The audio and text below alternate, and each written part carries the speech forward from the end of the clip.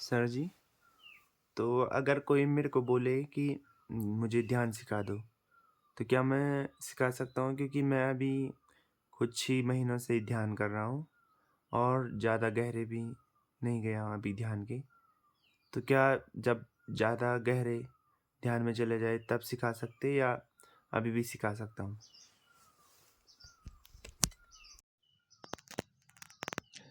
भाई कुछ ऐसा ही प्रश्न मेरे मन में था काफ़ी साल पहले।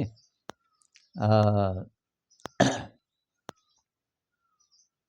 मेरे पास एक मित्र आया और मैं जानता नहीं था उसको। मैं अपने दोस्त के यहाँ ठहरा हुआ था और उनको मिलने आया था। फिर उसको पता चला कि मैं ध्यान करता हूँ। उन दिनों में काफ़ी ध्यान कर रहा था और वो आया कि जी मेरी हिस्ट्री ऐसी है कि मैं पहले ड्रग्स लेता था और बहुत मुश्किल से मैंने वो तो छोड़ तो दिए। ड्रग अब नहीं मैं लेता, लेकिन किसी ने मुझे कहा है कि तू दोबारा लेना न शुरू कर दे, इसलिए ध्यान कर। और तू ध्यान करेगा काफ़ी गहरा, तो तब तेरी ये जो ड्रग की प्रवृत्ति है दोबारा लौटेगी नहीं, तो फिर ठीक रह सकता है। तो आप मुझे ध्यान सिखा दीजिए। अब मैंने कहा यार, मैं तो खुद ही अभी मतलब शुरुआत ही कर रहा हूँ, हालांकि कुछ साल हो गए थे। तो मैंने कहा सिखाना, मैं कैसे सिखा सकता हूँ इसको। तो मैंने कहा जी अब देखेंगे। तो कि नहीं प्लीज़ कि मुझे बताइए, कोई टाइम बताइए, मैं कब से आऊँ। आप तो इधर ही हो ना अभी कुछ दिन। मैंने कहा हाँ कुछ दिन तो हूँ। तो उन दिनों मैं पढ़ रहा था गुरजीएफ एक संत हैं, रूस के किसी इलाके के थे शायद। तो गुरजीएफ की किताब में एक पढ़ रहा था।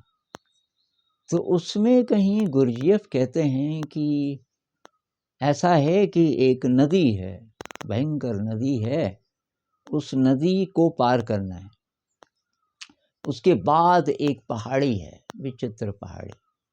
तो जो लोग पार कर गए वो उस पहाड़ी के ऊपर हैं और वहाँ से वर्णन कर रहे हैं चारों ओर, इतनी सुंदर जगह है।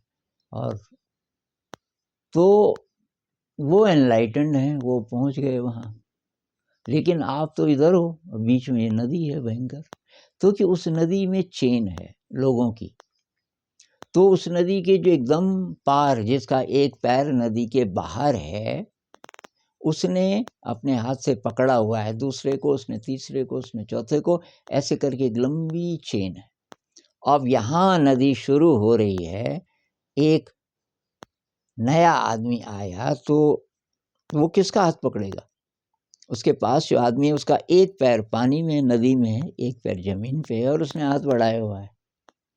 आप उसका हाथ पकड़ोगे या कि वहाँ से जो संत लोग वर्णन कर रहे हैं उस पहाड़ी से,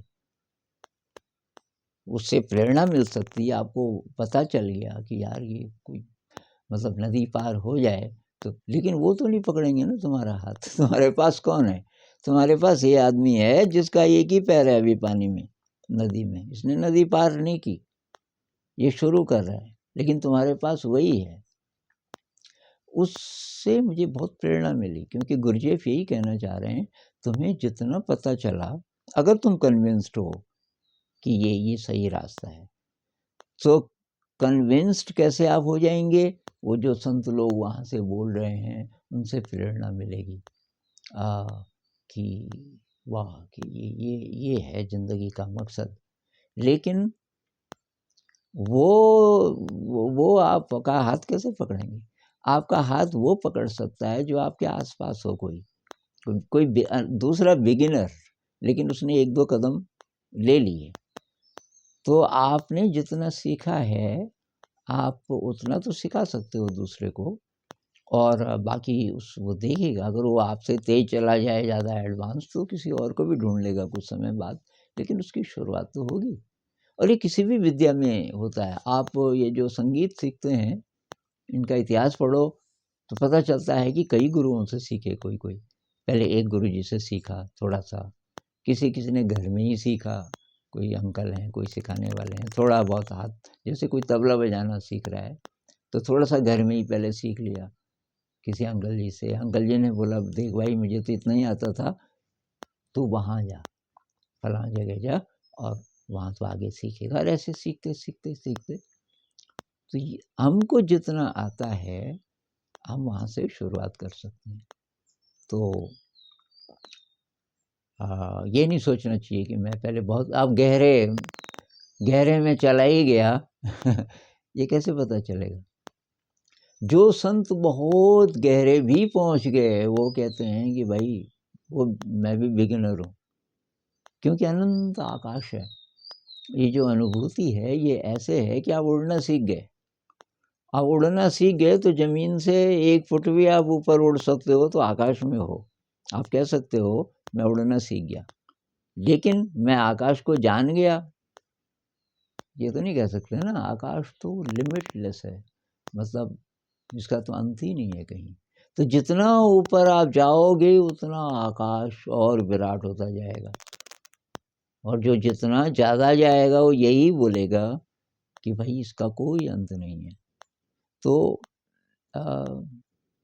बिल्कुल जितना आपको आता है उतना आपको सिखाना चाहिए।